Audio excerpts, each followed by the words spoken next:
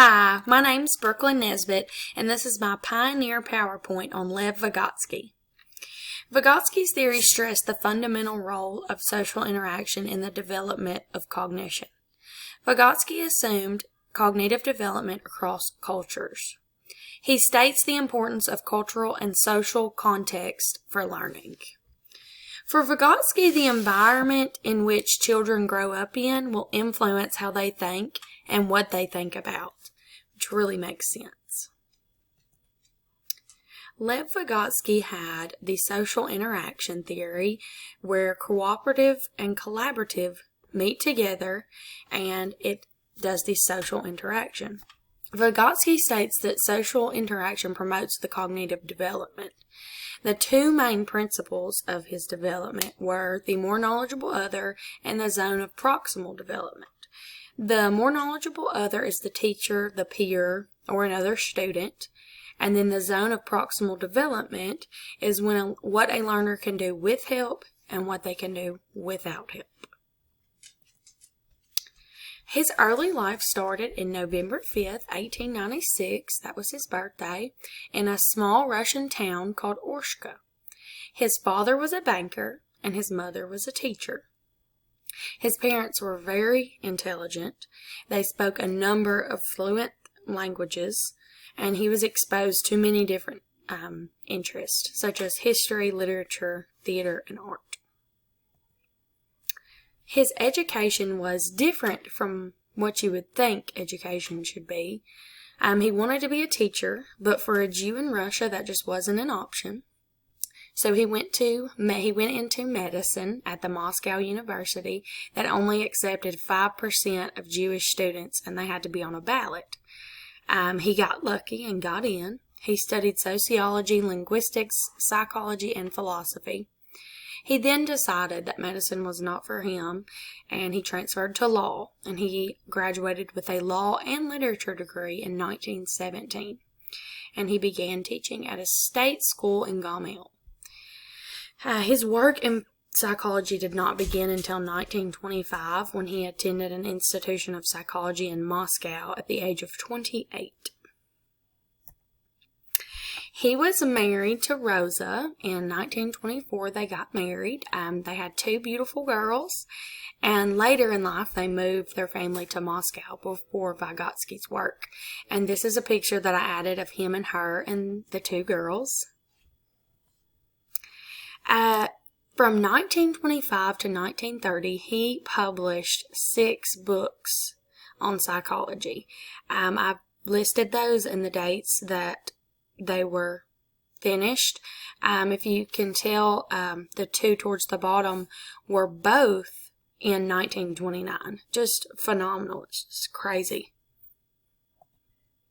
Vygotsky was a very prominent cultural leader. In January in 1924, Vygotsky spoke at the Second All-Union Congress on psychoneurology, which is the method of reflexology and psychological investigation.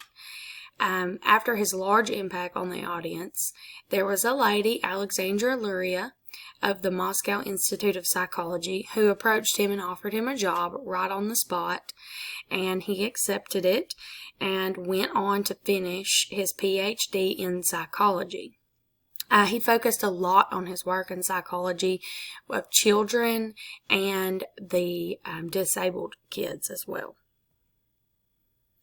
And he started that career and worked at the Institute of Psychology in Moscow.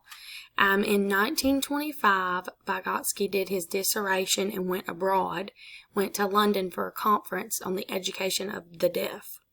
He came back and had a relapse of tuberculosis. He survived, but he did not work again until a year later in 1926. This is the theory of development. He believed that children construct their own knowledge and language, and they play a central role in mental development. His philosophy included scaffolding, the zone of proximal development, guided participation, and the more knowledgeable other. Scaffolding is a method of the level of support given by the teacher or to the student. So from whoever the more knowledgeable other was, that was from what the scaffolding was from. And of course, the more knowledgeable other, we talked about it, that was either the peer, the adult, or the teacher. The guided practice was the method of explaining the complex material from the more knowledgeable other. And then the zone of proximal development is what a learner can do with help and what a learner can do without help. And I added this quote to the side. The child begins to perceive the world not only through his eyes, but also through his speech. He believed that language and speech was a huge role in learning, and I can agree. His first influencer I listed was Jean Piaget. And Jean was also a very known psychologist and also known for his work in child development. His theory was based on 4 major elements: the sensory motor pre-operational stage, the concrete operational stage, and the formal operational stage. The sensory stage was the first stage of development. It was from the birth to 2 years of age. And he believed that children know the world by their senses and motor movements. The second was the pre-operational stage, and that was from 2 to 7 years of age, and it was the development of language and symbolic play. Then the concrete operational stage, which was the third stage, from 7 to 11 years of age. Children at this point, he believed, had a logical thought, but still struggled with abstract and theoretical thinking. And then the formal operational stage, which was the fourth and last stage, which was from 12 to adulthood. This is when children have a more abstract thinking and reasoning skills. He felt that the child is more independent and the development was guided by self-centered activities.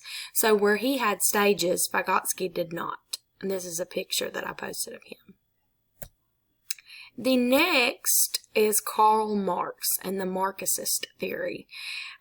Marx believed children learn in social settings. Both the teacher and the students are responsible of the learning. He also stressed the society over the individuals. Vygotsky came up with his own new Marxist theory based on the approach to psychology when emphasized the importance of social interaction in human development. The Marxist theory is hard for me to understand. I had to do a lot of research on it and really dig deep into it, but Vygotsky really thought a lot of Karl Marx and really went deep into what he thought and what he thought into what Karl Marx knew.